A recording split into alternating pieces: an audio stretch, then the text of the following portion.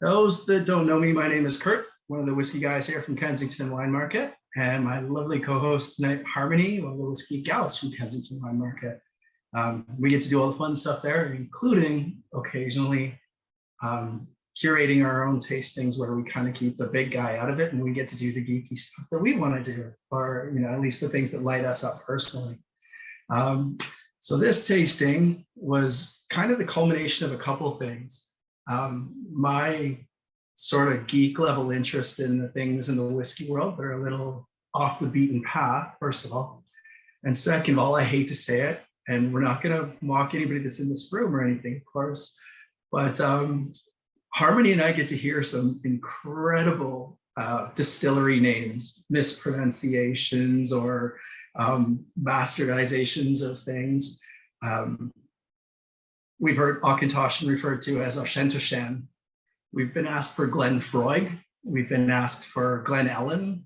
Almost daily, Ardbeg. We had somebody ask for Jura once, and Sean and I just scratched our head for a couple minutes, like, what is Jura? Oh, Jura, we got it.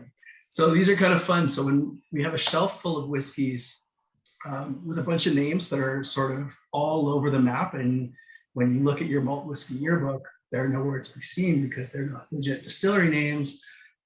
Suddenly we had enough of them there to do a tasting with. So when we saw a couple of them had high age statements or were interesting to us, because let's face it, there's a big vanity at KWM. We see things we want to open, so we design tastings around our own egos. I think Andrew's kind of told you that before. What fun would it be working there if we couldn't take advantage of it from time to time? So this was absolutely a vanity tasting, just to have some fun with some stuff that I wanted to open. And Harmony was kind enough to say, yeah, I'll humor you and I'll do it with you and whatever else.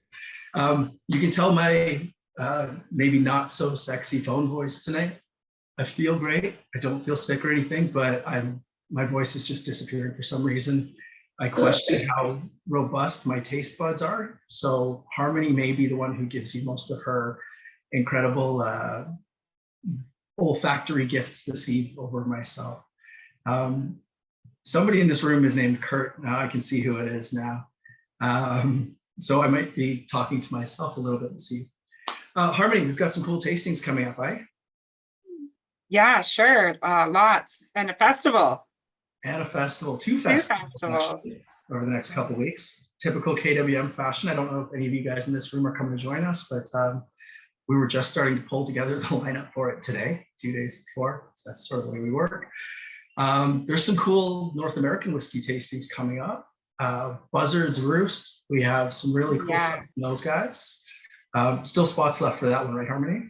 Yeah, I really am looking forward to that. Their ryes were fantastic, and getting to hear Jason talk about his passion and finishing was really, really inspiring. And then having their bourbons just hit the shelf in the last week, it's kind of cool that they were able to ship us bottles ahead of time so that we could do this before it launched. So some of you from out of town have already received your kits, which is great.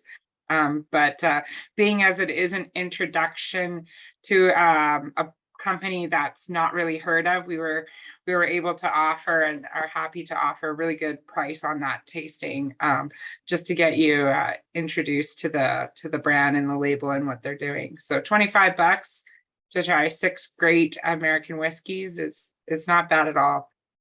Oh, look at Evan in the driver's seat for us. Evan, you're a champ. He's kind of hiding because I think he's in an ugly background. He's still handsome as ever, but it looks like, the back of the shop. Thanks, Evan, for bringing that up. Harmony and Evan, I think Evan was there for this one too. I know Sean was there for one, Evan was there for one. When we sat and we tasted through these with them, we were like immediately like, yeah, we'll take the whole range. So some very, very cool whiskeys there. So grab a spot for that. There's a couple other tastings. I wish I could remember them all off the top of my head. I don't know if there's any others you're really keen on, Harmony, that you want to mention real quick. Well, the Glenfarclas Family Cask 2000s is also coming up. And seeing as we were unable to attend the 1990s, but able to sample them, I'm really looking forward to the 2000s, albeit younger. I think it's going to be a really solid lineup. They were also very different, at least on my palate, the 1990s. So doing, 20 plus year old whiskeys is never a bad thing. Yeah, anything at Glenfarclas is always worth a try. But I'm looking forward to that. Hopefully I can actually sit in. Yes, Guy Michter's is coming, but that's sold out. There's no point talking about that. Although it will be fantastic. Raven's a great host, and yeah, the wine festival. It's always nice to change up the wine. And not many spots left, but this is the time of year where I do enjoy more wine than I normally would. It's just cozy. Not to mention, it's kind of fun not to be, all curled up tight with all these sweaty whiskey dudes. It's a bit of a mixed bag of people there, which is kind of fun for us. Yeah, the food is different. I go for the different type of food as well. Yeah, come join us. And I don't know if the kinship tasting is sold out. That's a virtual one. If it's not, I think Phil and Suzanne were mentioning it there. Wow, what a tasting. Like 10 grand worth of wicked old island whiskeys and super rare single casks. Oh my God, I can't believe there's still spots left. I know this is pricey, but just look at what's on the screen there. That's absolutely insane. One of the coolest ranges of Islay whiskey I've seen in a very, very long time. And you guys know me, I'm a bit of a Isla-phile. I was going to use a different term, but it's a little bit borderline. We'll be a little bit safe tonight. Yeah, and this is a virtual tasting. So I just finished pouring all the kits day before yesterday. So if you were interested in the kinship, it is virtual. My hands are suffering for it. So please come and try these whiskeys. I unfortunately I didn't get to try these. Sometimes when I pour a tasting, I'll at least get to sip on a little bit of it and enjoy it as we go, because you never know if you're actually scheduled to work the day of a tasting or if you get to sit in and take part. But these were hand bottled whiskeys, and yeah, with love. A couple of them were short, so I did offer Sean the samples that were left from the bottles, because he often does not get to sit in. So he was lucky enough to try through the range ahead of time. The really cool thing I like about this the kinship range coming up is they're all numbered 1 through 6 and how they're desired to be tasted. Oh, cool. And not just because of the distillery age or placement, but I think the lineup worked really well, just off the nose anyway. It was a delightful tasting to pour. Old Isle is pretty special and pretty rare nowadays. Totally. Yeah. So I just put the tasting order back in the chat there for those that didn't see it. I know we've had a couple people join late. I'm just gonna spell through it here verbally as well. We're gonna start with the 80 Rattray Ardlair 11-year-old. Number 2 will be the Malt Barn Rostu 27. We'll do the Archives Burnside 25. We'll be going to Valencian Mallet Westport Blended Malt. Then we'll go to the Malt Barn Glen Mossett 7. Malt Barn Ruval 9-year-old. And then the Carnmore Williams will be our closing round today. Wow, for this tasting. It'll still be early, 8:30. School night, I know, but we can still do a little more, right? All right, we've kept you talking long enough, kept you listening long enough. Let's drink some whiskey. This first one today, it's a light-ish sort of style, as much as we can ever refer to these tastings as light when everything in them is 50+%, close to 0. Anyways, looking for something a little bit safer. And I can't lie, I'm tasting all of these with you guys for the first time tonight too. I grabbed the heels at the store today, poured them really quick, and did this speed tasting through them to try to figure out some kind of order. It was the most intense tasting I've ever done in my life. In about a minute and a half, I literally tasted all 7 of these. My throat was on fire and my tongue burnt. And it's not my first whiskey, let's just put it that way. So it's a wee bit toasty, but it seemed like a good starting point. Some of you old schoolers probably remember there was a time when 80 Rattray sagged the shelves in this province. They were everywhere. There was insane bottlings, and they sat at a price point that most people kind of avoided. All of a sudden, inflation. Around 2010 or so, those prices started to look a little bit more appealing. By about 2015, what was left on the shelves, we were going, oh man, maybe I should start doing the rounds. And then shortly thereafter, a great big liquor store opened up north. I won't mention the name of it. They ring fenced so many of those bottles, took most of that location, and they all disappeared. But it's cool to see 80 Rattray finally kind of making an appearance on our shelves. All right. This distillery, we're going to just reveal them as we go. No point in doing a grand reveal at the end because we're not the SMWS tastings and it would just get weird for us and stretch the tasting ridiculously long. Ardlair is the unpeated malt from Ardmore. Ardmore up in the Highlands, a distillery I generally kind of struggle with. They've got this weird sort of house style that's usually quite earthy, quite leathery, almost a bit of oversteeped, really dry tannic sort of tea notes I find. Generally doesn't work for my palate. So this was actually the particular whiskey that triggered this whole tasting. It was like, man, I have to try this unpeated Ardmore. Now, before I say any more, let's leave it to Harmony to tell us what she's getting on this one. Well, it's really fruity on the nose. Just first off, lots of flowers and vanilla. Like you get a bit of like oatmeal or something in there. I don't know. I had oatmeal cookies earlier today. Maybe that has something to do with it. Were they chewy? Yeah. Those are the only kind of oatmeal cookies. And I put chocolate in it. Nice. But yeah, on the nose, it's really soft and floral and lots of vanilla, as I said. But on the palate, when I taste it, it is spicy. I like Kevin's note of peach tea there. I get those peachy tones all over the nose on this one. Really pretty. Grassiness behind the floral. There's a slight little grippiness on the palate too, not just spicy, but the back end's a little bit kind of drying. Which is sort of weird for a bourbon barrel to me. Now that fruitiness is kind of crazy because Ardmore typically, I think, only ferments for about 55 hours, but with the Ardlair, they go as deep as 70 hours. So that's probably why we're finding it a lot more fruity than typical Ardmore. It's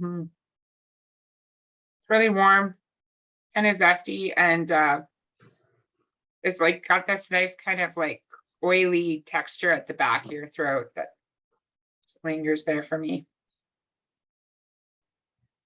There's something on the palate. Maybe it's that oatmeal kind of thing you're mentioning. It's sort of grainy to me, but just slightly sweetened up a little bit. That could be coming back to the floral note that somebody was mentioning there. It also, the nose seems like a way outlier for me for Ardmore, but that note, that slightly drying tannic note, kind of reminds me a little bit of Ardmore minus the. It could be that longer fermentation, those barley notes just lingering a little longer. That's kind of cereal oats, barley. Could be. Sweetness. So when I say I struggle with Ardmore, just so we're clear, if you can get your hands on pre-2000 or 2002, I'm sure my friend Jeff was probably already typing before I've said what I need to say here.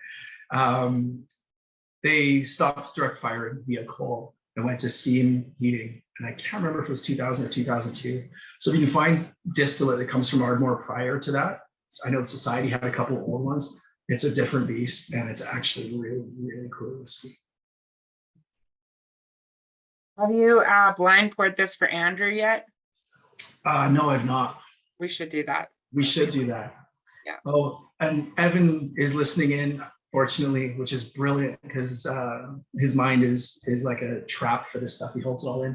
He mentioned the 1996 and 1998 G&M bottles have been great.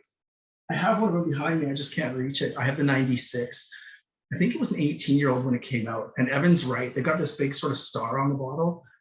Those whiskeys are incredible. But I don't know what we would expect other than incredible coming from Gordon MacPhail. Almost anything they do is awesome. But yeah, those are amazing. That was with the dark label, hey, that like the old distillers labeling. Yeah, I'll pull it out when we get a little bit of a break or something and show everybody here. But I I do. think I had one. I think I drank one of those. I'll bring you a sample of this one too, Harmony, because if you haven't tried the 96, it's unreal. Yeah. Oh, and I think we still have the new one out in the shop, which is a 20-year-old. Perhaps we can do that for the festival. We could probably work something out. We probably could. We know some people. Jeff says 2001 was the Ardmore switch. Awesome. Thanks, Jeff. I said 2000 or 2002. So obviously I'm like hand grenades better than darts, right? All right, let's do number 2. Let's jump way, way, way up in age here. Go to a funky bottler called Malt Barn. Now, our friend Igor represents Malt Barn. Igor's out east, and I think, if I'm being totally honest with you, Igor brings in a lot of these kind of things just because he falls in love with them and he wants to share them with his local compatriots there around him and stuff. And we just reap the benefits because Igor has, 1, a great palate, and 2, access to a lot of really cool stuff we're finding over the years.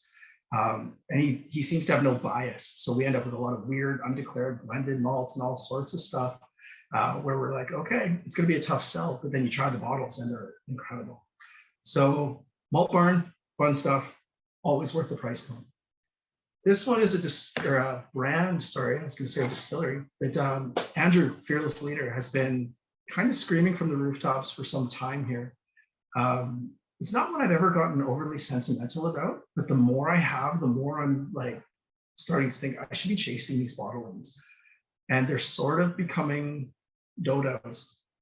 They're disappearing because stuff is not produced anymore.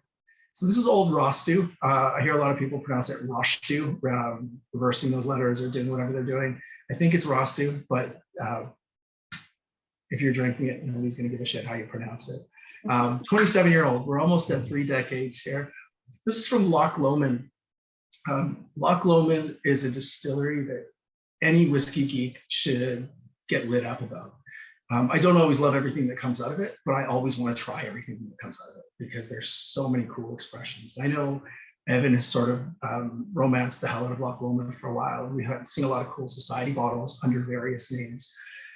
If you're curious as to what they released, there's a Loch Lomond single grain now under the Rostu name, as far as I know. There's Inchmer and Inchmoen. There's Rostu. There's Crofton Gaia. There's it's incredible. They're the only distillery in Scotland that could actually do in-house blends where they can produce grain whiskey, malt whiskey. They work with a Lomond still as well. Really, really cool, funky stuff. What do we think of this one, Harmony? It's very chemically to me. Chemically. And metallic. Good. I like your note there. Hot glue gun. Yeah, I had hot glue on the nose. And then originally, when I first smelt it, I thought it was my glass. I got like stale salt and vinegar chips bag. The bag, it's empty, but it had salt and vinegar in it. But yeah, I got nail polish, same as with Phil there. And it's just very, astringent on the palate for me, very chemically, very rubbery. It's not my favorite. I'm not getting it quite so chemically. That glue note kind of triggered me though. Do you remember the liquid glue? I don't even know if they still make this stuff, but it had that pink nipple thing on the top that you kind of push down on it, bent it backwards, and it came out of a little slit. I kind of get a little bit of that on the nose for it. Yeah. But it's incredibly fruity. There's a little bit of juicy fruit gum for me. I find the nose quite pretty. I don't know. The palate is different. It's it starts out really juicy and then gets really salty and hint smoky on the finish. But to me, it just finishes like sucking on a penny. And maybe I'm out to lunch, people. But Walker says artificially fruity. Kevin says sketchy. Chemically. I'm really curious what Jeff means by reminds him of biolabs. Is this where they're playing with cadavers and stuff, or is this maybe just chemicals? I should be careful what I'm asking for here. We get some pretty quirky, esoteric tasting notes, and anybody that's eating corpse, that's not a good thing. Unless you're drinking Lafroig, I guess. All So right. old Rosh do, from a Loch Lomond point of view, what kind of style is that? Is it's malt, not grain, I'm assuming. Fruity and floral. As far as I know, it was just a pot still whiskey, just in a different style. It was produced, I think, from almost the time the distillery opened up until about 2000 or so. So when I said earlier, they're like, dodos now. This brand is dead for all intents and purposes. That's why when we see any of the Rostu expressions, they're from Cooper's Choice or these guys and stuff, and they're in their mid-20s at this point, because it's bound to be. There's nothing too young kicking around. Right. I would have never guessed this is almost 30 years old. I think I can. I think I would typically hope for a slightly more tropical edge by that age. You should just expect that in ex-bourbon. That's sort of oxidizey. Is that a term? But it still, to me, noses with that softness that old whiskey brings. Jeff said, okay, here's Jeff's clarification for us. And Evan said 100% malted barley through a column still. I don't think so, because I know they were doing 100% malted barley through the column still, and it was regulated that they had to declare that a grain whiskey, not a malt. And as far as I know, Rostu is declared a single malt. Maybe we can check on that. I don't have Google at my fingertips as quick as some others, and I won't bore you with my hunting and pecking when we do it. Sorry, I missed Jeff's reply there. I got to go back and see that. I got distracted by Evan's comment. The biolabs had a smell from the cleaners and chemicals, but I was also the guy that was literally offering meat there. I was supposed to be dosing the cockroaches. I'm going to leave that one alone. Your school is different than mine, Jeff. Oh my God, Chris Walker with tinned fruit salad and formaldehyde. That would be an SMWS name. That's incredible. School cafeteria. All right. Yeah. Cruise along to number 3 here. Just because I talk at a certain pace for Harmony and I blather along together at a certain pace doesn't mean you have to drink at that pace. Do your thing, but sometimes the narrative just takes us there. So we're going to jump from 27 to 25. Go to an interesting style here. And I think this is another one that Andrew kind of gets behind. This and its sister sort of style, if you will. This one is called Burnside. Now, a lot of these whiskeys tonight, oh, sorry, Harmony. No, I'm just excited for it. Raising the roof for it? Raising the roof for Burnside. You got a bottle of this, didn't you? No, well, yes, that I gave it to a dear friend who's actually on the call today. Gotcha. Yeah. All right. This one, it says blended malt. Whether or not it's a blended malt or not, we don't know.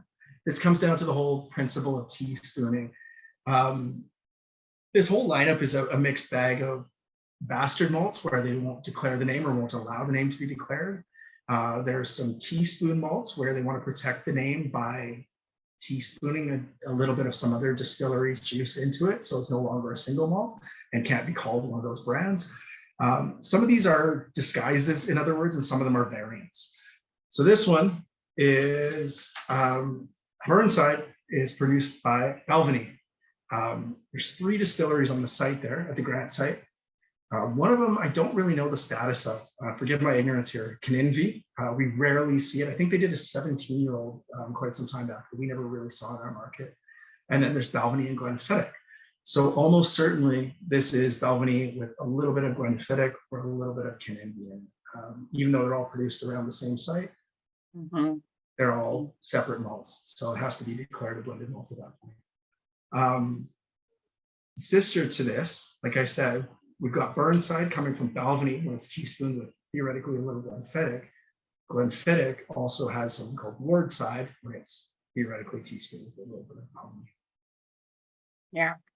Oh man, it's a fruit bomb, this one. Yeah. I see why you and Sean got so lit up about this. Yeah. I can't lie. When we were pulling this tasting together, I wanted to use this bottle. I went hunting. The system said we had one. and I couldn't find it anywhere. And I was about to write it off and try to find something else. And I messaged Sean and said, hey, I remember you saying you found a bottle and you took it home because you hadn't claimed yours. And he's like, no, it's mine. Like, I hadn't taken it home. And about 2 weeks later, he got a hold of me and said, actually, I had grabbed mine. So this was the extra one. So we got to do the happy dance and include this 25-year-old that I'm super excited to be tasting today. Yeah. Thanks for the honesty, Sean, because he could have walked away with that. Yeah, and he had to walk back in the cold rain to go get it because I was like, hey, I'm pouring that tasting. Where's the bottle? He's like, oh, it's at my house.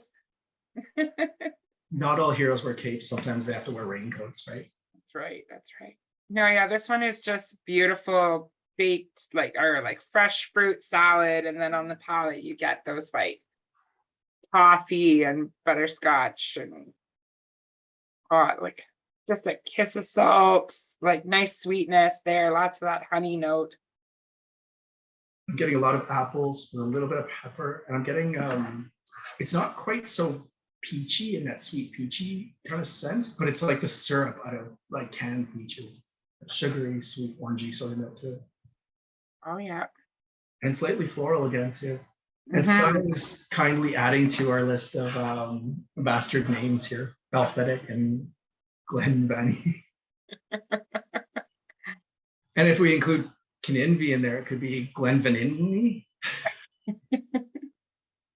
I had a gentleman ask for Bowmore.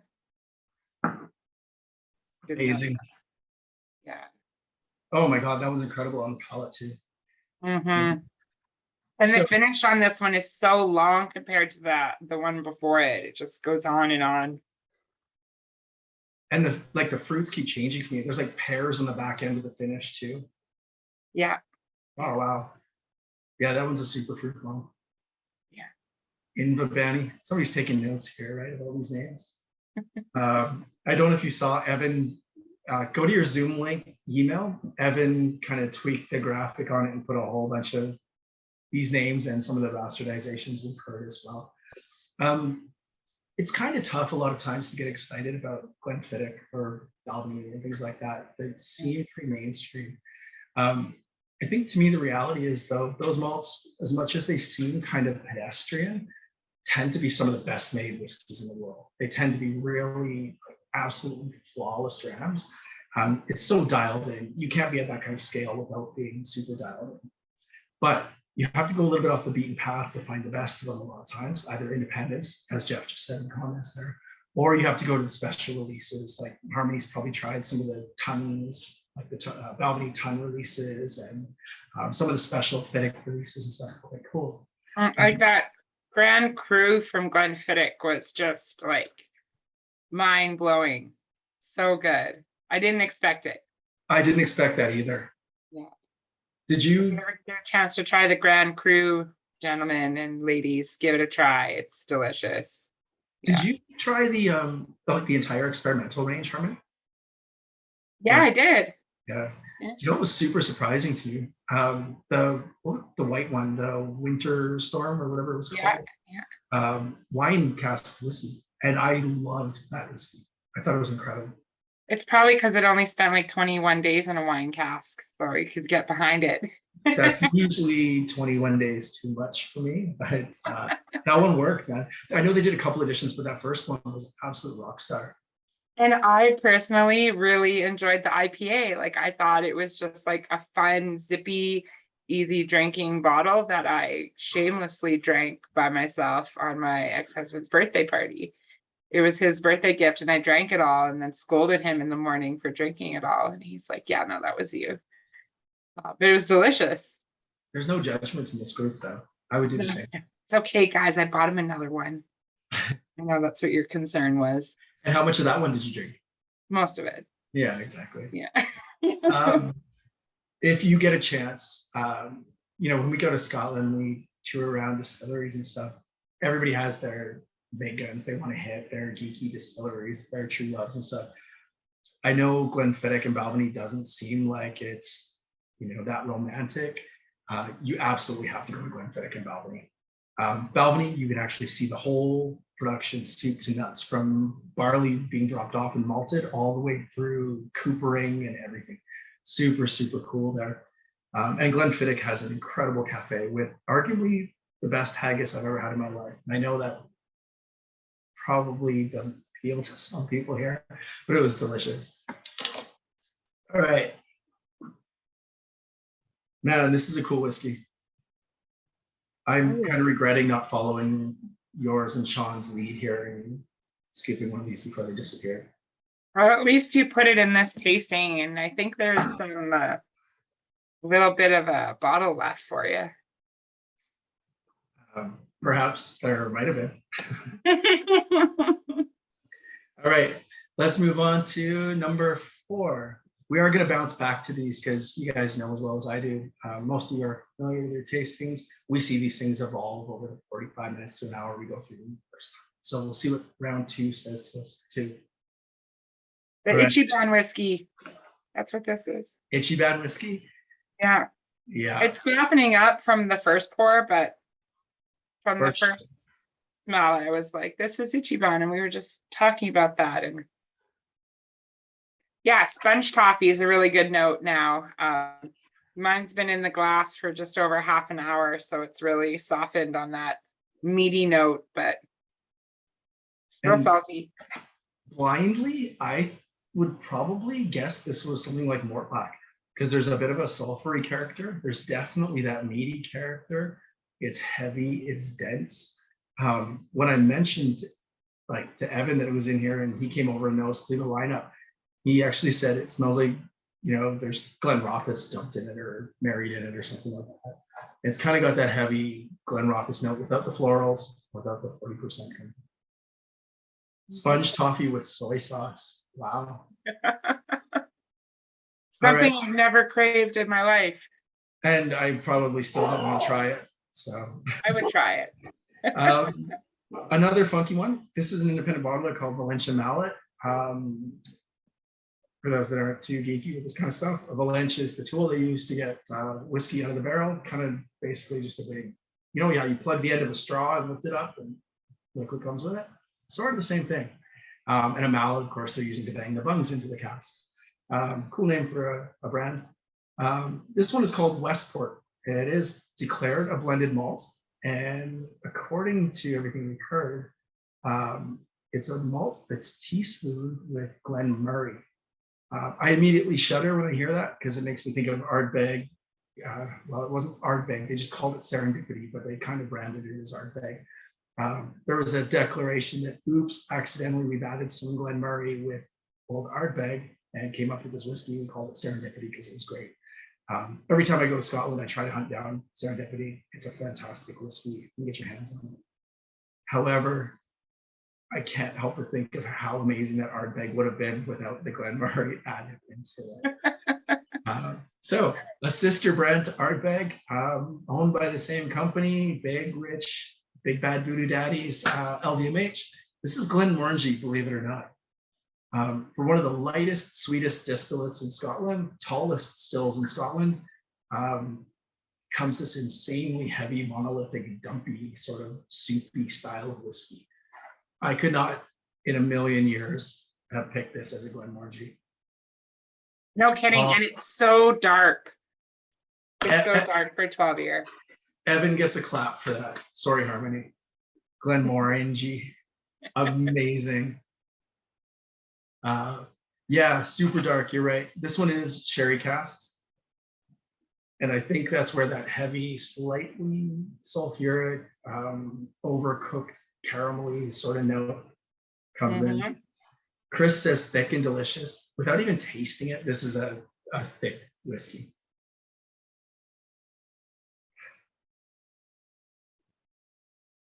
So good.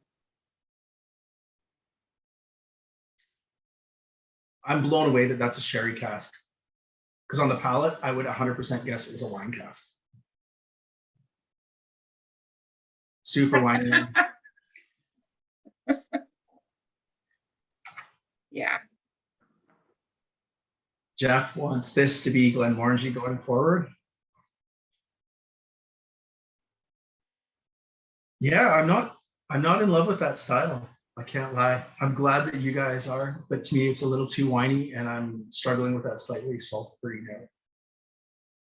Yeah, there's like a little hint of like matchstick there, but it's not over the top for me. To me, it's got more like caramelized notes, like burnt fruits, burnt sugar notes. Definitely that. I get a bit of marmalade on the mid palate too. I do. You still get that orange, like Yeah, burnt toast with marmalade. yeah, good call. Really good call.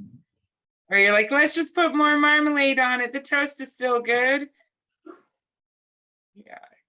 The kind where you don't even scrape the burnt off. No, there's no point. There's no point. Just use all of grandma's marmalade. She's gonna just be happy someone's eating it, right? That will put the moisture back in the bread. You just need to find a way to strip the outer layer off. Remember doing that with marshmallows when you burn them? You eat the outside burnt part and then stick it back in to burn again. Yeah. Take the outer burnt layer off. Glenmorangie, I think, is a distillery that I kind of think of as one of those boring, overrated distilleries. Aside from the vintage releases they've done, they're quite cool. However, I'm super excited about what the future brings. I'm hoping it's not just a series of these annual Glenmorangie tales of, or they went through that whole, there's like what, 12 or 13 in that series. Yeah. All those ones. They've built a second distillery on site now with 1 million liter capacity, the same typical stills they use in the main distillery, which they refer to like as their giraffe stills, super long neck. This new distillery has 2 stills. It's got its own fermentation setup and everything. And they're calling it the Lighthouse Project, where they're going to do all sorts of experimentation, probably different ferments and all that kind of stuff. I think it's going to be really, really fun watching what comes out of there. And I hope, if Lumsden is still doing his thing, I'm hoping they go the direction of Ardbeg, where instead of these 46% annual releases, we start to see some things all very different strengths and different sort of styles like Ardbeg does. Could be kind of cool. Yeah, that one's a little bit of a struggle for me, I can't lie. All right, well, let's move on to the next Malt Barn addition to our tasting. Glen Mosset, Curt. This is not a word you see often No, on our shelves. It's is it bottled by the Moffats? it's the only Glen Mosset I've ever seen in my life. I don't know if there are more out there or not. Again, the Malt Barn guys get a little creative. We'll see with the next one as well, where they pull their names from. This one, I believe, Glen, green field, valley kind of thing. Typical, every Scotch whiskey in the world has a Glen in it somewhere, even if it's not pronounced. The silent Glen in some distilleries, I think. And Mosset, I think, is just a geographical landmark around there. I can't remember what exactly it is. But this is a distillery and a style that I think we have kind of pushed out there in your face for a little while here. We love them. Again, tied to Gordon MacPhail, so we can see the quality is absolutely going to be there. We have now done 4 casks with these guys for the store, with another one en route and sort of an extra little bonus en route as well. This is Ben Romick. So look for that. Probably about, I think, 12 to 20 parts per million phenol level, if memory serves. They also did some heavily peated stuff at different ages. This is not the heavily peated style, obviously. There is a little bit of that earthy peatiness there, but it's soft. And to me, this is like the ultimate palate cleanser coming out of the soupiness of the last one. So I'm kind of happy about that too.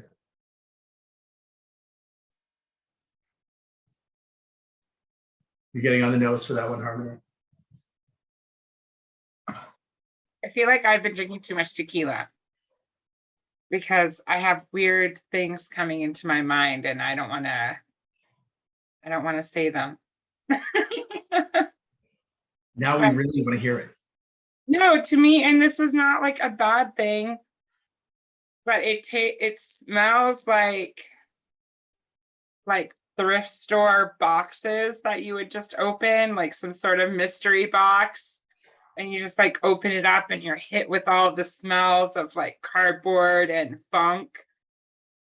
But then you're not turned off because there's something sweeter in there. The My funky smell. first pass when we were setting up, I thought of like old lady purses, with like maybe taffy in it or something. But yeah. I love that. I love that Jeff too said the funky smells of used things and grandma. Oh, that's hilarious. Yeah. These are amazing notes. An old lady purse. That's exactly what my first thought was. And then like old boxes.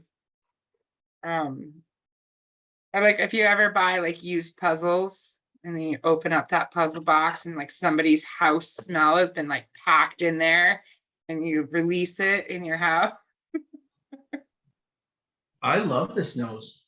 Mm-hmm. I really do. It's I get all those things you're saying. I even get the shampoo note somebody mentioned earlier. It's almost like that baby shampoo or kids shampoo. This used to have the little deer on the label. Right. I get a little bit of that in the background. I get a little bit of that almost Thrills gum. Somebody said soapy. It's not quite cardboardy to me, but sort of old paper or something like that.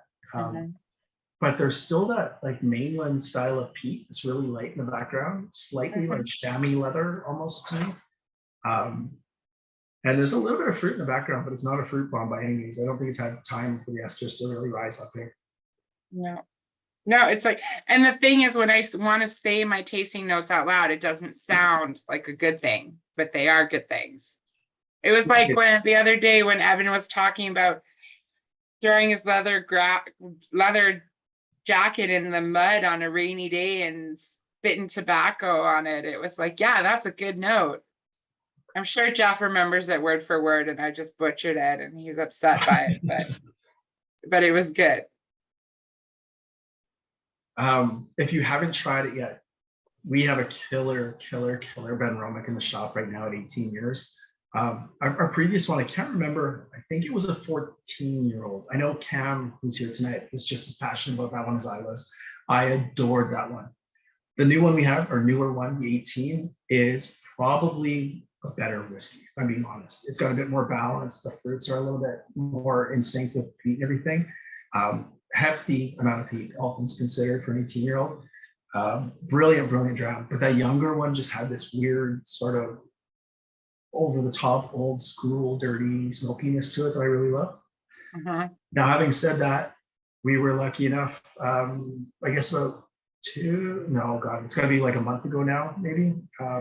We got to taste through a few more samples, and we do have another Ben Romick coming for the shop. I won't spoil any secrets as to what exactly the story is there, but stay tuned. Very cool distillery, and as long as they keep giving us great casks, we'll keep bringing them in. And I love our Ben Romick cask. I think it just, unfortunately, it's been so overlooked and underrated with everything else that's come in. We've had so many great casks come in at great price points. But people are like, when they ask me like, what's your favorite cask this year? That's definitely in my top 3. Agreed. Yeah. Agreed, absolutely. It's that kind of style I love, right? That, you know, the Port Charlottes, the Long Row, Ben Romick, there's sort of that, you know, mid to heavy level of peat and kind of an old school dirty style of whiskey. It's got a bit of farminess to it. Yeah. That's absolutely my wheelhouse. Yeah, totally. Farming is definitely a good word, like farmer jeans, because you know they don't wash those every week. Yeah, love it, and love Ben Romick. Probably one of my, again, top 5 distilleries for me. Agreed.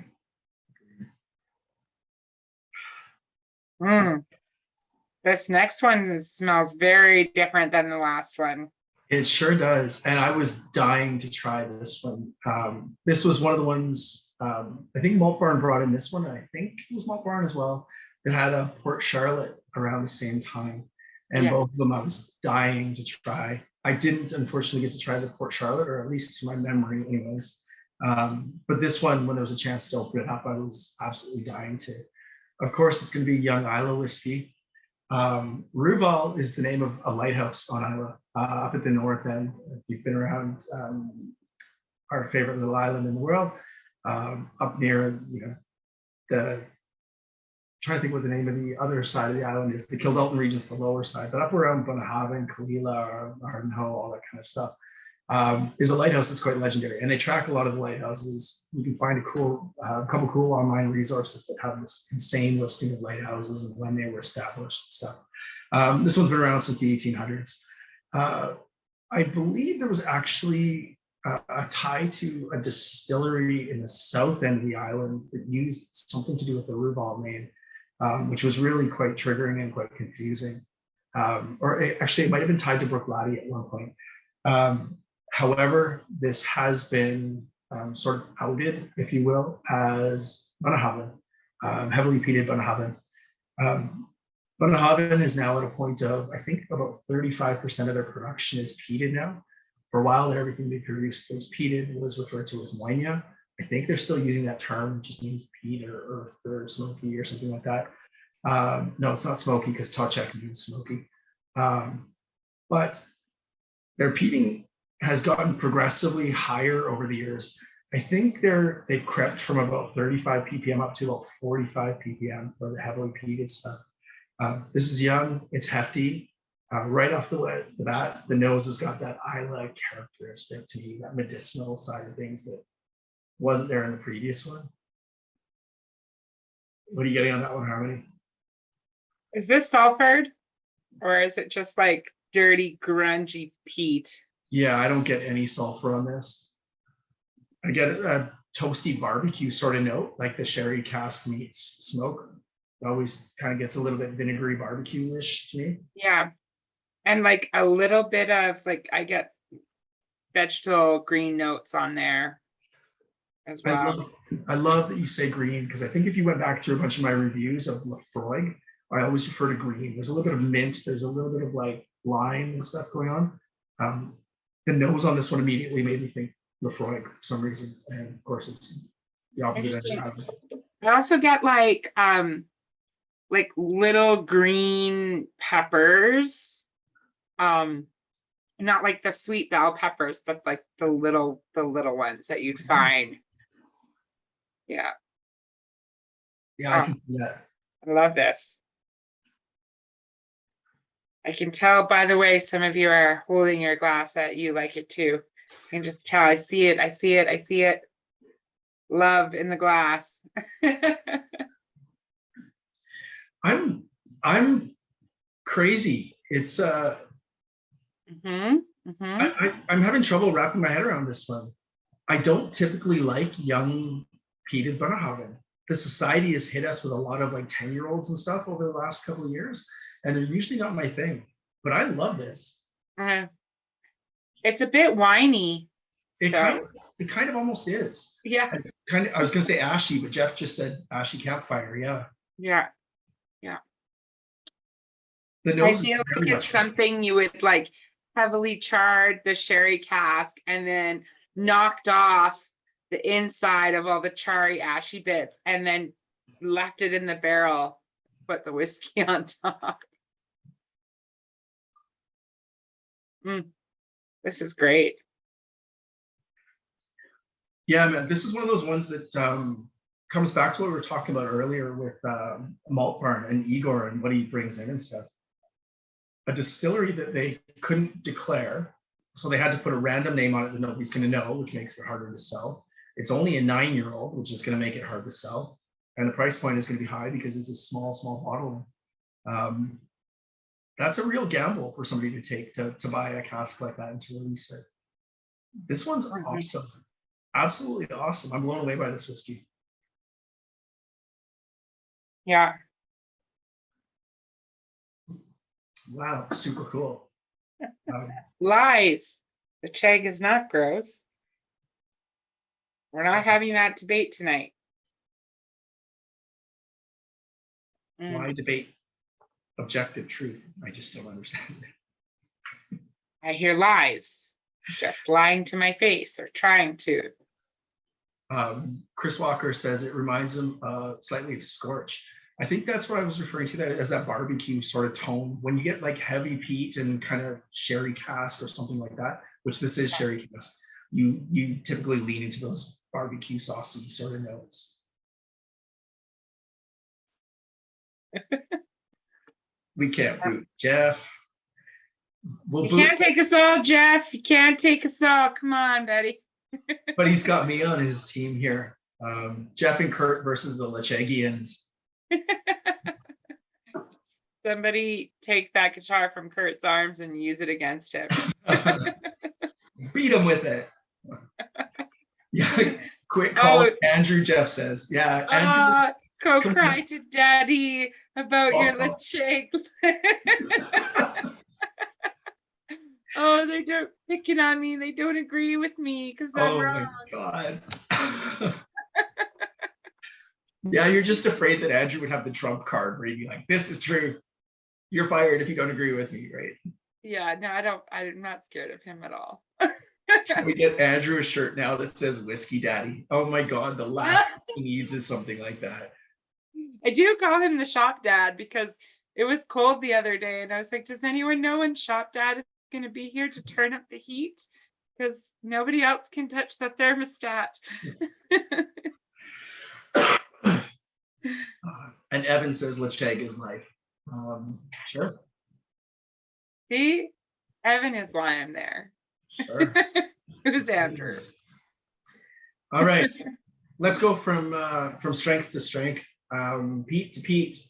I am super excited about this last one too. I said I hadn't tasted any of these. I was doing them for the first time with you guys. I think I might have at some point tried this. I don't remember when, I don't remember tasting it. I don't remember an opinion, but I think for some reason somebody poured me a taste of this. Oh wow. Yeah, two really cool ones back to back. A lot of times when you throw peat at the back end, after you've had a couple that are up in the 2 decades-ish mark and stuff, the peat doesn't show quite as well as you'd hope, but you have to put it there because of the smokiness and heaviness. Somebody, I think it was Aaron or young Rostu, if you will, who was referring to the last one being a standout. I think this one is going to be similar to me. Williamson, Harmony. What's Williamson? It's Lefroy. Sorry, I'm just taken back by Evan's tasting note. It says barley and fruit lipstick swimming together in a chlorine pool. Evan, how do you know what lipstick smells like? I mean, typically you're wearing it to know the smell. Or making out with somebody. Or he's making out with someone who wears a lot of lipstick. Not judging. I'm just, it's an interesting note. It accentuates my lips. Fair enough, fair enough. Yes, this is Lefroy. And ironically, the last one to me noses more like a Lefroy than this one does. And I think I saw Phil and Suzanne say Kalila there. Yeah. In reference to this. Yeah. This nose is closer to a Kalila than a Lefroy, for sure. Definitely. It has that saltiness to me that just screams Kalila. Yeah. I absolutely love that Williamson has become synonymous with undeclared Lefroy. I love it. Almost all brands are using it for Lefroy. I don't know if there's something written into the contracts when they sell barrels that can't be declared or what the story is. Just Betsy Love, the Betsy Love, I think. You have to love her. When Ian Hunter ran the distillery from, I think, the 1920s on, he brought in, I think I can't remember what year he brought her in, a lovely lady by the name of Bessie Williamson. She was brought in to do a bunch of administrative work and stuff. The story goes that she may have been more than just the person who helped run the books for Ian. There may have been something a little bit more intimate there. She kept working her way up and getting in deeper. By 1954, she was the distillery manager when Ian Hunter moved on. And from 1954 till 1972, Bessie Williamson ran the Lefroy Distillery. Instrumental in pushing the brand as a malt into markets like North America and stuff. She completely changed the way it was marketed. And an absolute powerhouse of a woman who, in an industry largely dominated by men, think of it in the 1950s, she was absolutely monstrous in terms of influence. I love that, and I love that it's being acknowledged as such. Um, and I can't lie, I have never had a release with the Williamson name that wasn't good. Yeah, Aside it's from lipstick delicious. and I Cody. I get excited because they, it's been going on a lot. The whole like concept of like women in whiskey being a new concept. It's not. Um, but this is just a testament to that. That something goes back much longer than this new wave of hype. If with Williamson being so synonymous and so recognizable with the distillery, I absolutely love that. I get excited as a woman in whiskey when I hear about Balvenie. Um, David Stewart handing the reins over to the youngest female in the industry, a 24-year-old, and that's when she got her start out of university. A decade later, he's like finally handing it over to her, which is like a huge deal. It's a huge deal for the brand.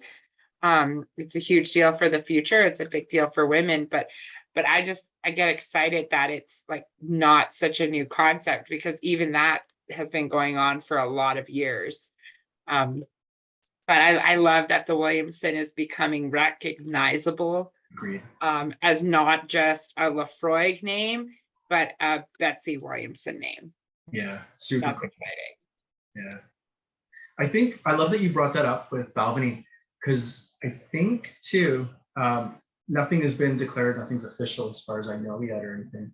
But Bill Lumsden, who we were talking about with Ardbeg and Glenmoe a little bit earlier, not that he's getting up there, but you always have your successor in the wings working up behind you and making sure that vision develops along what you want it to. His protege was Brendan McCarran, who we all expected to take over the reins when Dr. Bill stepped aside. Brendan surprised everybody last year when he took a job as Distille's head brewer, Bunnahabhain, or head brewer, or sorry, head distiller, Bunnahabhain, Deanston, Tobermory, and stuff. It kind of seemed like a trade down to me, but as much as Ardbeg and Glenmoe are very experimental, I think it's probably pretty rigid in a lot of ways. Like, you see the vision that we put out for you guys. I think Brendan's probably gonna have a lot more flexibility with where he is now.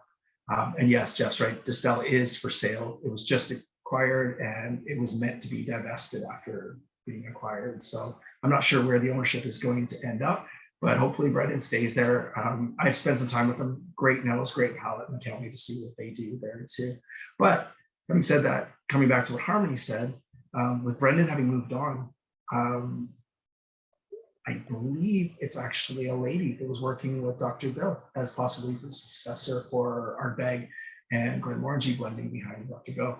And again, tied to that, we have Rachel Berry, who used to be there working with them, who has now moved on to, she moved on to Beam Suntory for a while and has now moved on to the Brown Foreman stable Whiskies, and an absolute legend in her own right, and a very, very sweet lady. Give her a chance to meet her too.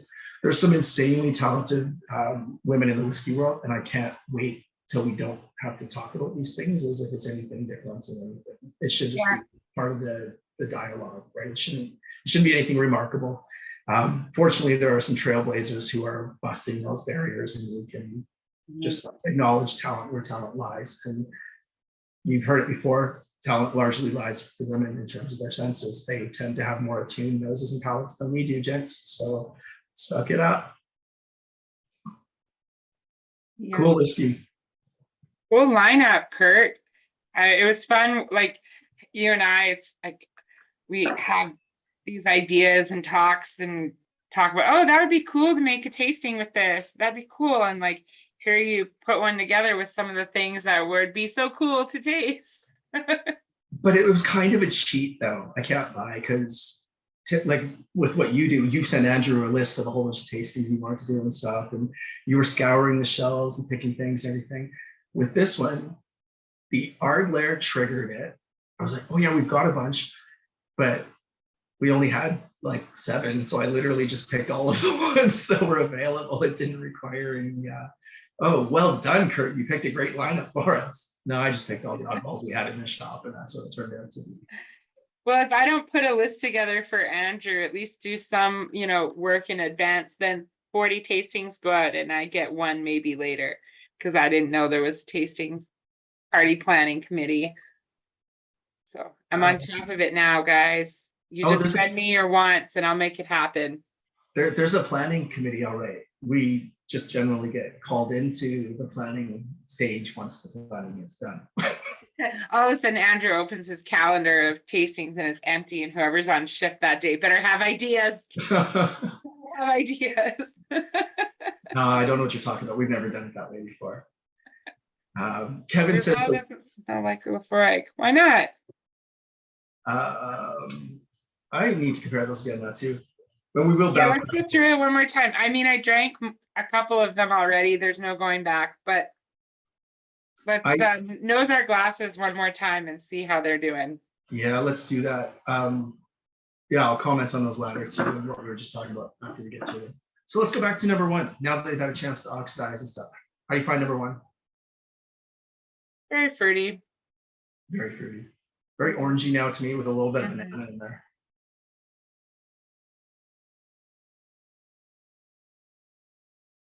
Oh, sounds like Phil and Sue are planning a tasting. It hurts my heart. These Tobermory tasting.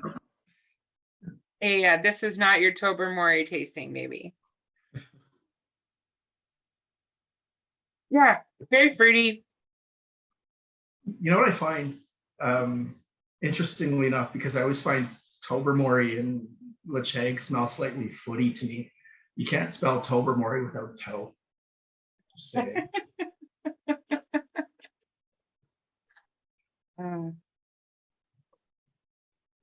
And yes, Kevin's right. We do have a fantastic Tobermory in the shop that makes me kind of bite my tongue. We have two awesome Ardmores in the shop too. It makes me kind of feel slightly chastised. Yeah, and I'm guilty for having helped pick those two, but they were just great casks.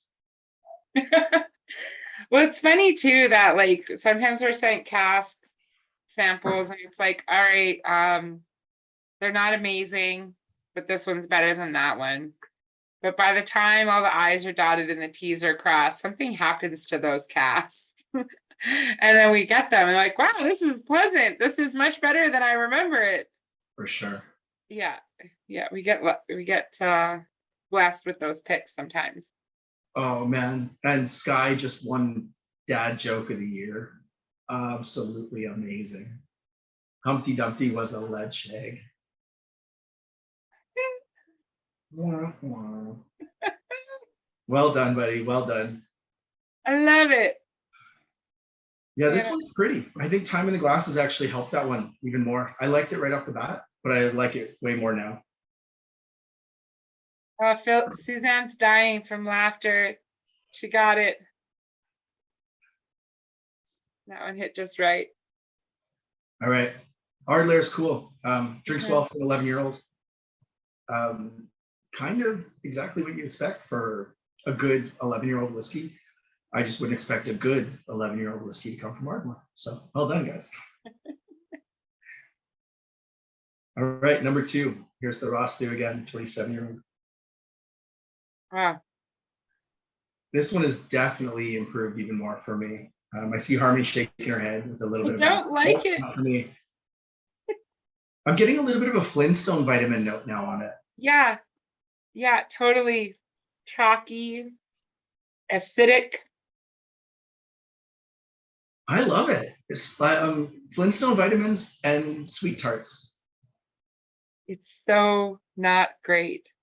Not sweet tarts. Rockets. No, those Lickum sticks or whatever they're called. They come with little packages of powder. Oh yeah. Yeah, it's not the powder stuff, not that tangy stuff. It's just the kind of sweet stick. It tastes there. It noses like the stick tastes. And Kevin's singing 1980s cartoon theme songs for us. Incredible. Noses like a stick taste. Absolutely. That's the real Curt Robinson, not this guy. Noses like a stick taste. I love it. Okay. There was some undue aggression towards that malt in my mind. I love that one. So let's move on before my feelings get too I bad. mean, I don't have to like it for other people to like it. That's right. All right. Number 3. How is it? I drank it all the first time. How's your empty glass nose? The nose is lovely, more butterscotchy, but like fresh. Mm. And then there's something else. There's this has kind of got almost like a slight Vaseline note somewhere in the background for me. It's got all the fruit and everything up front. And that's not an unpleasant note, by the way. It's just slightly that oily sort of smell. This is really cool. Which one did Curt call pretty? Harmony. Called Harmony pretty. Good cover. Sorry, when Curt talks about whiskeys I don't hear him anymore. He can't convince me.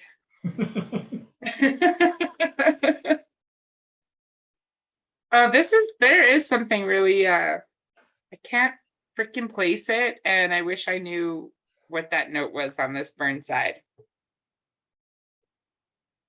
I get a little bit of, do you know the I think it's Del Monte or something, the green label cans of fruit cocktail, but the ones that are the very cherry or whatever it is, so just the more cherry. I get some orange notes, some peachy kind of artificially syrupy notes, and then a bit of cherry on it too. This is a really cool whiskey. I wish I grabbed one. I'm glad I didn't grab this last one because we all got to do it tonight, but I love this whiskey. All right, number 4. How's your soup tonight? Still sulfury. Westport, yeah, it is big time sulfury. I still get that itchy band, like beef powder. I did a review on my website years ago about some Chinese spirit. It's called Chu Ching something. I think it had 4 words in it. It had this weird sort of lamp-shaped bottle with it was almost like how you pull up the top on a Powerade bottle to drink out of it and push it back down again. It had a top like that. And it was so oddly soupy. This one kind of reminds me of it, except adding sulfur. Joey, did you just hold it up? No, that was our Bricklady. Oh, okay, gotcha. Is that the latest one, Joe? Yeah, he came in today and got it. Man, with good taste before it disappears. Yeah, that whiskey was not, or sorry, it wasn't a whiskey, it was a Chinese spirit. It was made from all sorts of odd, sorghum, peas, a whole bunch of different stuff. It wasn't unpleasant when you smelled it, but I don't want to drink soup. You know what I mean? Like when I pour a glass of something, I don't want it to be my savory. That's not what I'm looking for. That's why I don't drink Caesars. It's like cold soup. Oh man, you just shut my whole argument down because I love Caesars. Okay, so it's that cold case, soup. And it's savory. You're right. You just absolutely destroyed me on that one. You're right. I love Caesars. That's my savory for sure. Jeff, stop typing. And Cam says Ardbeg Caesars. Do it if you guys haven't. Yeah, okay. I actually admit that I've tried that. It was the better of the cold soups that I have had. Ardbeg Caesars were or gazpacho?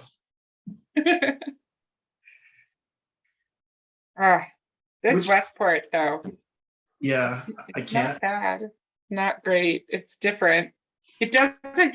How's this Glenmorangie? What did Evan call it? Glenmorangie.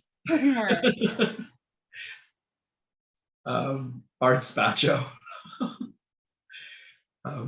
Yes, do yourself a favor. Try an Ardbeg Caesar. All you need is Ardbeg 10. Any of the other ones, it's wasted. Don't use the other ones. It's not going to fit really well. You need that clean sort of citric flavor that Ardbeg 10 has. Unbelievable. I went to when the Ardbeg Embassy launched here in Calgary many years ago, from Cannons. we walked in and they made Ardbeg 10 Caesars as a welcome cocktail.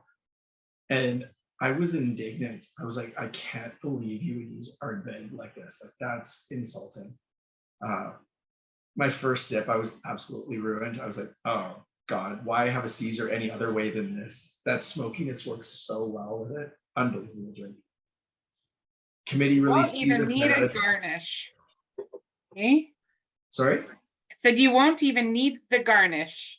No, just a chunk of peat sliced and wedged onto the side of the glass, right? Yeah. All right, going to number 5. This was the Glenmossett, the Ben Roman. I actually think time in the glass has helped every single one of these whiskeys except for the Westport. I think that one actually seemed to get dirtier and more sulfury to me. Yeah.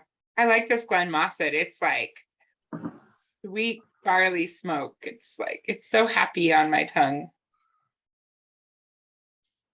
So I think the thing I love about whiskeys like, Springbank and Port Charlotte's and some of those more challenging, earthy, farmy ones we were talking about earlier, with that level of peat, they just make me think of a time when all whiskey would have been younger, all whiskey would have been peated, all whiskey would have been slightly more rough and tumble.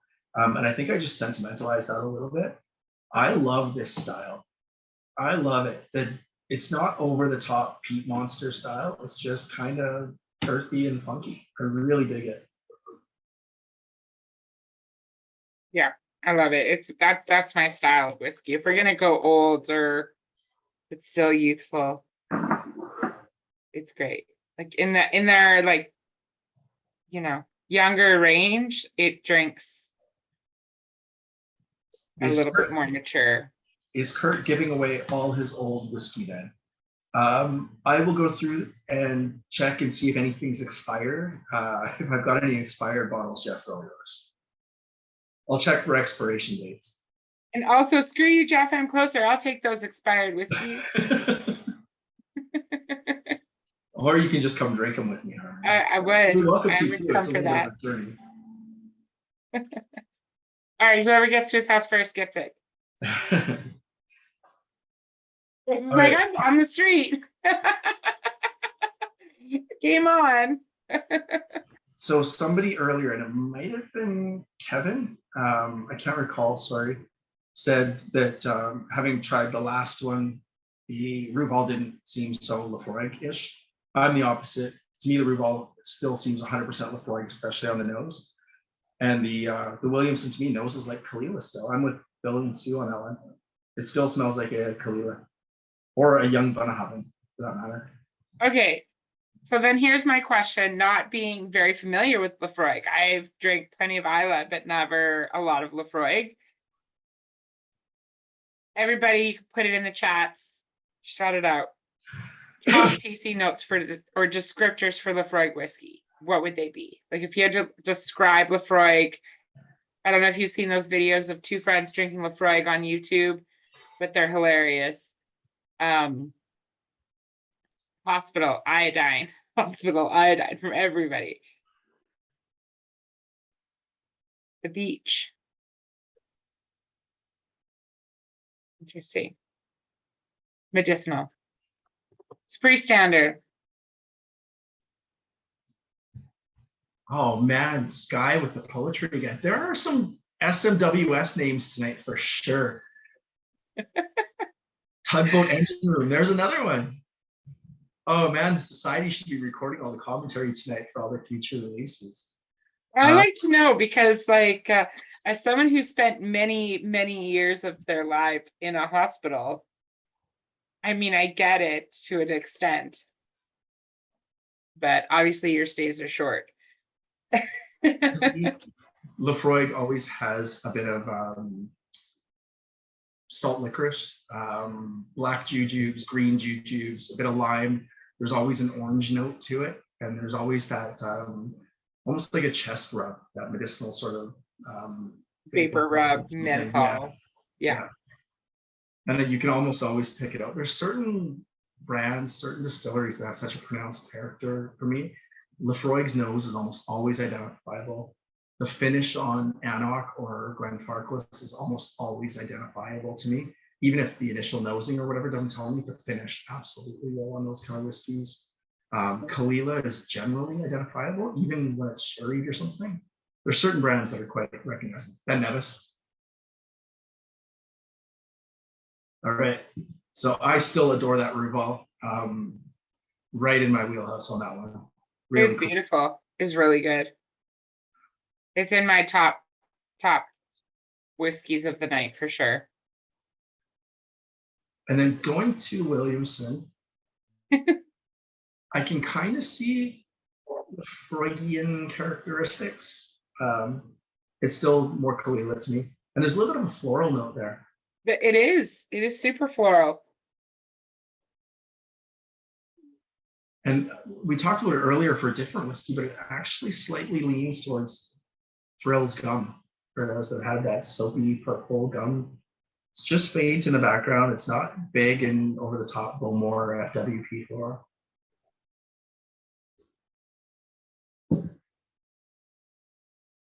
FWP, Fancy Wives Perfume. I think that stands for it, right? Let's go. See. Yeah, the Williamson is so nice too. Just like super clean, super pretty, Yeah. nice salty seaweed note. I like it.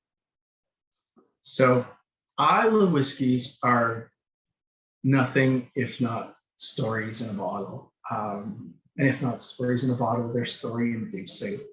Some of the best times I've ever had at a distillery and some of the best times I've ever had on Islay were at Prague. If you get a chance, it is one of those absolute must visit distilleries. They treat you like gold. The distillery is absolutely iconic and beautiful. Their still room is super cool to see. The malting floors, if you can get up in the kiln and do barley angels in the kiln, you'll never get the reek off of you. It's absolutely incredible. I remember going to Lefroy at one point. I don't think anybody in this group was with me then. And it was absolutely pouring, just pissing down rain. And we got dropped off at the end of the lane and ran down sprinting, backpacks and hoods up and everything, and ran up to the distillery visitor center door. And the gentleman, John, was there, literally had watched us from the top and was standing there for the five of us with 5 glasses between his fingers going, "You lads look like you can use a dram." And hadn't even made it in the door before we had a dram in hand, getting raindrops in it from Iowa skies. Absolutely incredible. And if you do get to Lefroy, they have a cool program where some of their tastings include bottle your owns. There's a few different casks and you get to bottle your own 250 ml bottle or so. I still have 5 of them from different visits over the years. I'll probably open them all up together and do a little tasting. Little square old school bottles, real unique one-offs that you'll never try again. Visit Lefroy, make it a pilgrimage. I'm an Ardbeg guy through and through, and they treat me like gold. I think I get a little bit more sentimental going to Lefroy. I can tell. When are we going to Islay, Curt? We did Mexico and we lived. Let's go do Islay. I agree. One of us barely lived. I mean, we're not going to talk about the barely part. We lived. But there's people on Islay that'll take care of me too. They were great in Mexico too, but you were dying first. I was dying. When I was last on Islay, I was sick at the tail end of the trip, 14 days, and caught a cold at the tail end. And Jackie made me an Ardbeg Igadal hot toddy to this day. Absolutely. It's the only hot toddy I've ever loved in my life. Incredible. Good people. Kevin Donde says, "I'm joining you guys for sure, if allowed." Jeff says, "Someone organize a trip." Yeah, the amount of people that want to go right now is slightly overwhelming. Andrew doesn't lead tours anymore, so he keeps referring everybody to me. I think I'm at a point where I could take the next year off and just lead tours over to Scotland. Right, let's do it. Well, it would pay.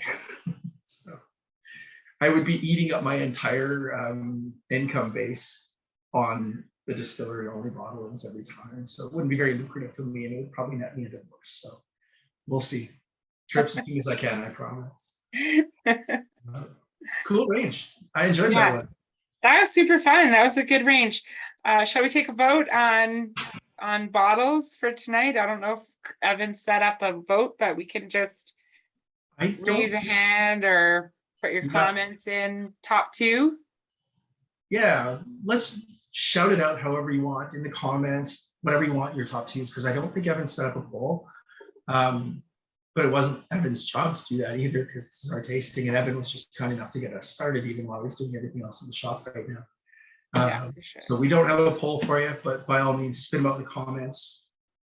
And we can give you a chance to unmute if anybody wants to have a word or two. Throw your hand up and we'll unmute, and you can share it verbally instead. It's fun to listen to some different voices as mine slowly disappearing.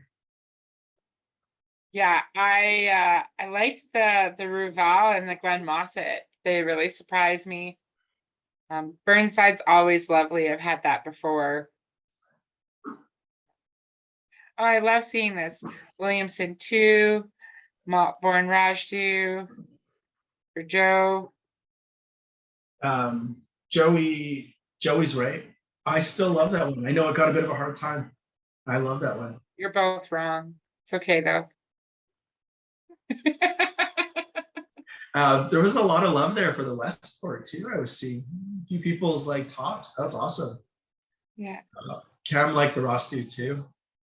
The Rostu, the Glen Mossett surprised me for how much it had going on, for how young it was, like 7 years. That's crazy. Yeah. Very cool style they're producing there. Again, we talked about it earlier. I don't think anything with the Urquhart family can fail. I think they've just got such a grasp of the whiskey world that goes back decades and decades and decades. They have access to stuff that nobody else does. And I think their reputation has given them sort of that grandfather, we can have whatever we want, whenever we want, trust us. I don't think you're ever going to see something bad from them. Yeah, no, agreed. They definitely know what they're doing.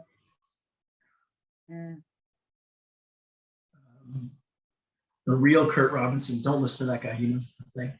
Hard to pick a second. He liked the Williamson, but it was also his last and most recent. Kevin said the peach tea note was my favorite note from the night. Which was that again, Kevin? Do you remember?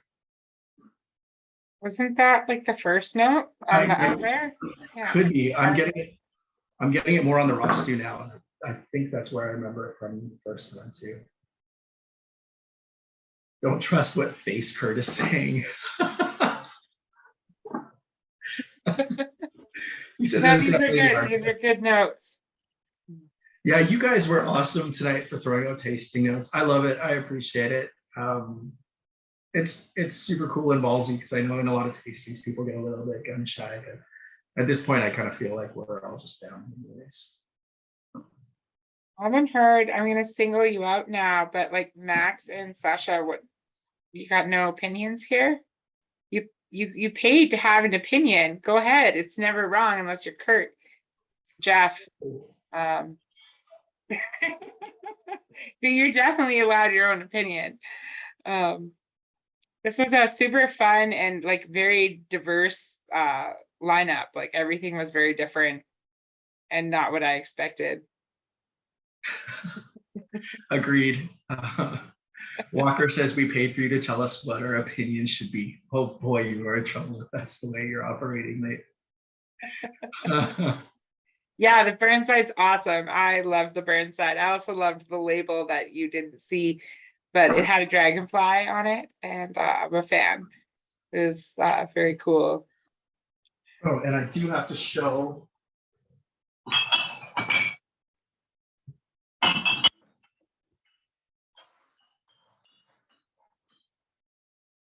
Ardmore did a West Point like in one of their first releases, and it was a 17.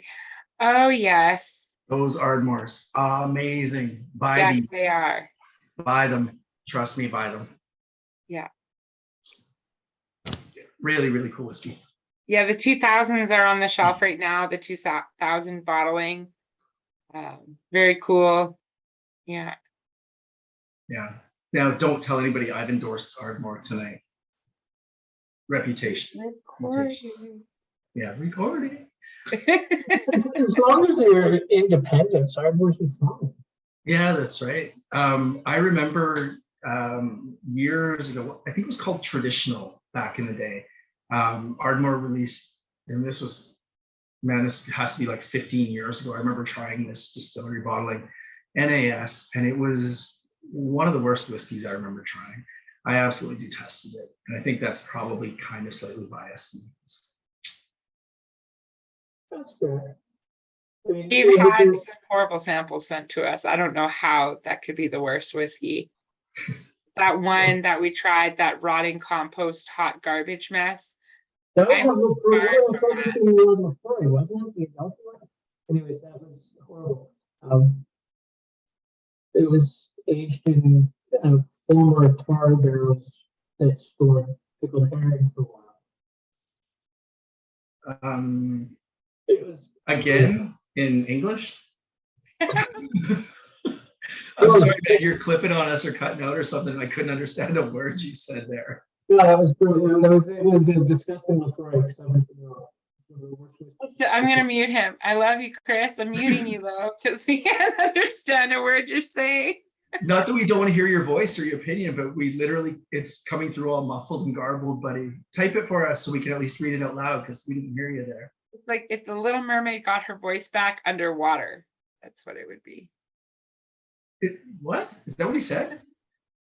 No, he didn't. Oh, I was going to say maybe something about a tar barrel, a tar cask, and then I heard something about a herring. I don't know. Amazing. Yeah. We'll give him a second. He's typing it up there. Yeah. I think we all want to know. Yeah, of course we want to know. Lafroig aged in a herring cask used to hold tar. I'm pretty sure that practice was only used in Campbellton for a while. I think that's what drove Campbellton into the toilet. That's why they had to build the third distillery. Yeah, there actually was a rumor, and I'm sure it's just apocryphal garbage, that at its height, when Campbellton had like 32 distilleries going, at the turn of the century there, it was known as the whiskey capital of the world. A little town, one town had 30 plus distilleries. That's incredible to me. And a bajillion small stills in people's houses and stuff like that. But apparently the production is just so rabid that they didn't have enough vessels to mature whiskey. And there's rumors that it was in pickle casks and herring barrels and things like that. I'm grateful nowadays that Campbellton has not cleaned up its act, and we still get some of the dirtiest, funkiest whiskeys out of there. Best region going. Yeah. All right, lads and lasses. I don't have anything else to add. By all means, if you've got any more comments, throw them out there for us. This was a fun range, and you guys were a super fun group, and I appreciate all the input you guys gave us tonight.